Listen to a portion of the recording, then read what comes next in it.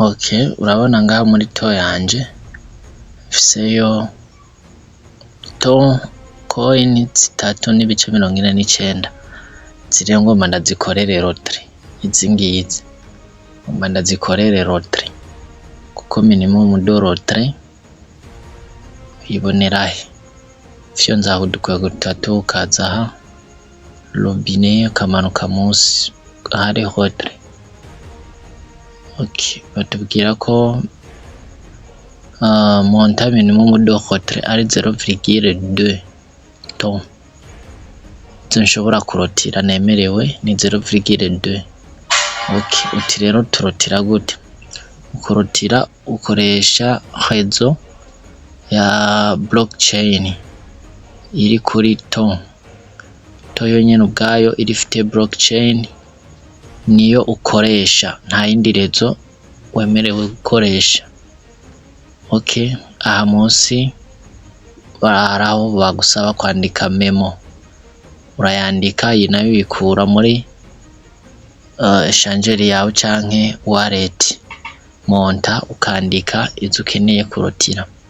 Sawa, je rero ngomba ngende muri eshangeri yanje ntore adresse. Okay, cha ninjira muri Binance. Okay, muri Binance injira kuri add found. Shonze kuri add found nshanza ngaha kuri on chain deposit. Shonze kuri on chain deposit select coin. Chamitamwo coin nshaka. Kinshaka kuronka adresse ya to. Andika to changira recherche to coin ngiyi yaje.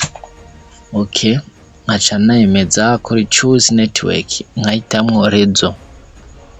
Okay, baca baguha notification bakubwira ngo important, please note that your to network address has been changed and no longer request a memo. Okay, bakubwira ko memo bamaze kuyihindura hari igihe batayigusaba, kaca wemeza. Okay, chankopia akahe chankopia akaka address deposit address naka chandaga kopia address nkaba mpejeje kuyikopia. Ikindi nshobora kuyigira kabutire decra nkaza gukoresha iyi QR code. Izi ni inzira zibiri ushobora gukoresha. Okay, mpejeje kuyikopia address nshangaruka muri ya to yanje ya faucet hamwe nkorera mining. Okay, nkaca ngaruka kudukwego 3 subira inyuma bibone kudukwego 3 hanyuma nce manuka ngaha munsi ahari lottery. Okay, lottery nce nduza réseau blockchain ndabona ko ari to nta yindi dofise. Okay, adresse de portefeuille ya adresse nkuye muri Binance niyo nshashira ngaha. Okay, barakwereka akarorero forma itanguzwa na canke u. Adresse yanje ngiyi cangumizamwo rutoki hagira kore ya adresse yanje icijamwo. Okay, ncamanuka munsi memo ntayo ntirirwa ndashiramwo kuko ntayo bampaye hariya.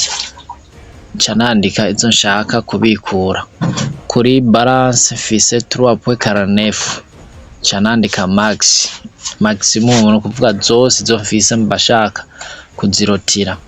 Munsi ni free no kuvuga gaze feed ayo baza kunkata bankata 0,005 to izi barazintwara. Okay, ncamanuka munsi nkaraba verification ko kabaye succeed kabaye 6 kabaye verify. Okay, igisigaye cyafyonda aho kuri lottery. Shonza kuri lottery baca bansaba code ivuye muri email. Aha munsi urabona iyi ni historique yizo maze gukora amarottery. Ro 9 z'ukwa kabiri nararotiye, ro 11 z'ukwa kabiri nararotiye, ro 29 z'ukwa kane nararotiye. N'ubu naho ngomba ndotire. Okay, urabona ko zanshikiriye iyi ni historique y'ibikorwa nakoze. sawa ncangaruka rero muri ya operation yanje yo kurotira ngaha cafyonda kuri retrait.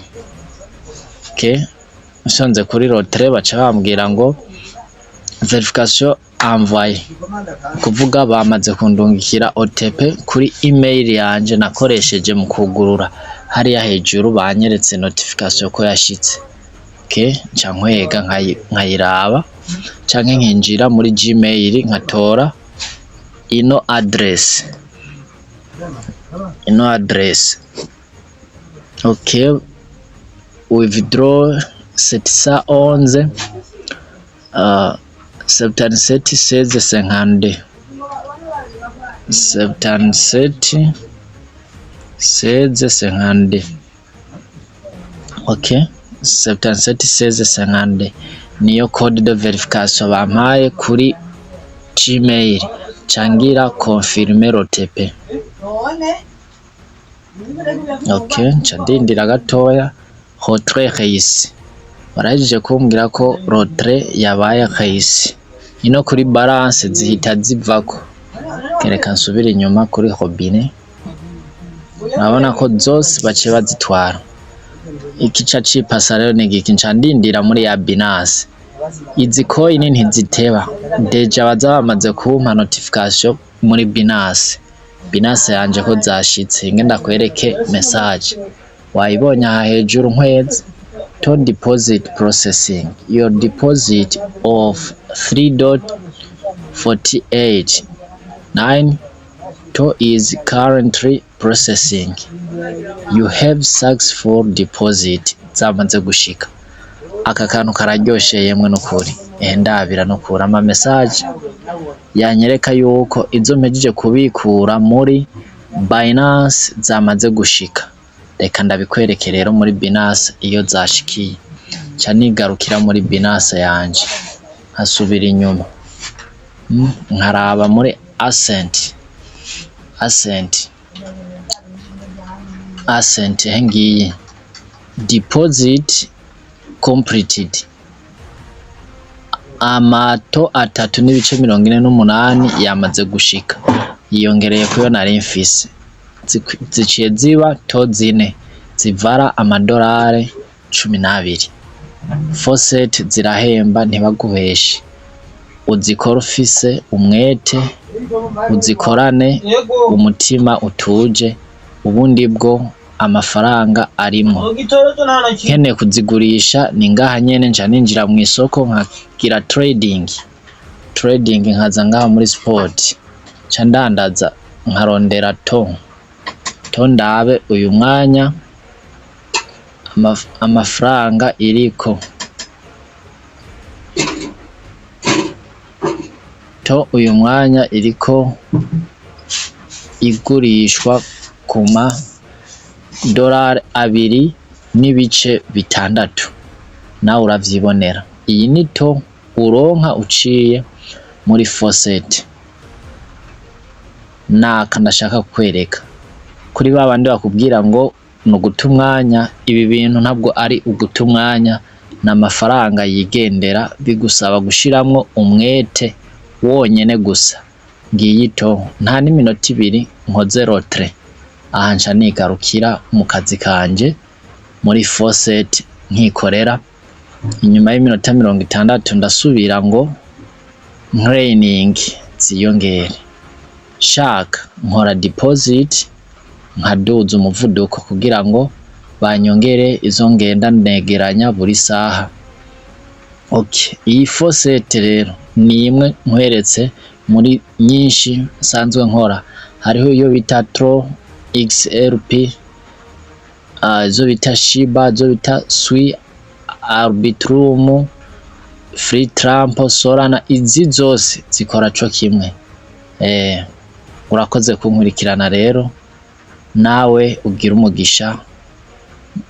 Ubukwirikira nzokwereka uko baduza amanivo kugira ngo buri saha wegeranye nyinshi. Ciao ciao, yari Gear TV.